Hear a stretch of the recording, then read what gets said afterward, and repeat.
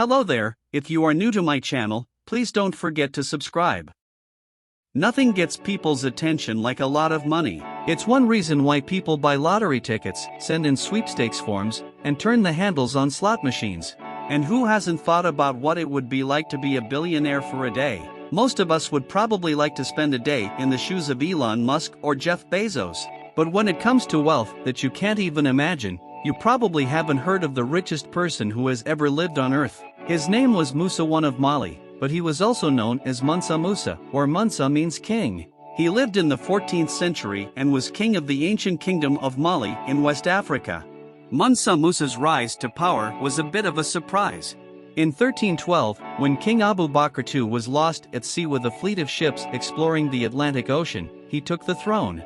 He had everything he could want. In order to take over the kingdom of Mali, you had to inherit a lot of money. However, he did not feel content with the way things were.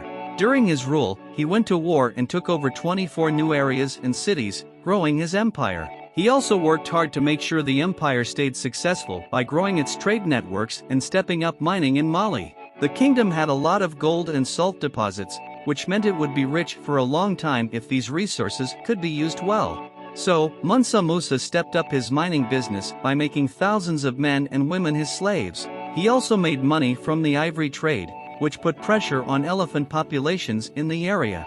Between 1312 and 1337, Mansa Musa ruled over the Kingdom of Mali, which was the richest place on the African continent. Since maps have changed so much since then, let's take a quick look at where the Kingdom of Mali was. The ancient kingdom covered a huge area of Africa, including parts of Burkina Faso, Mauritania, Chad, Nigeria, Niger, Guinea, the Gambia, Senegal, and Mali. With so much land under his control, Mansa Musa inherited a very rich empire. He would keep adding to this throughout his life and also build up a huge personal fortune. Mansa Musa put out a call for architects from Africa and the Middle East to design whole cities, because he knew the empire's infrastructure could use some work. He hired these architects to build cities like Gao and Timbuktu, which were very impressive. Also, he turned Mali into a place of culture and learning that was known all over the Islamic world for its quality. Mansa Musa went on a Hajj, or pilgrimage, to Mecca in 1324. On the way, he went through Egypt. Arab writers of the time say that his group made a big impression. Not only did he leave a big mark everywhere he went, but his wealth was known all over the old world. Cairo and Mecca welcomed him with pomp and ceremony, but it was hard to top what Musa had brought with him.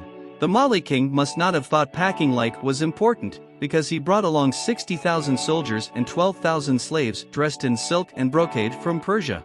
Arabic historians also said that the king rode on a horse with 500 slaves in front of him. The servants walked around with a golden staff in each hand. Also, the royal train had 80 camels and 300 pounds of gold. Mansa Musa and his group spent a lot of gold while they were in Cairo. This drove down the price of gold in Egypt for the next 12 years, and the name he made for himself on this pilgrimage stayed with him for decades, even centuries.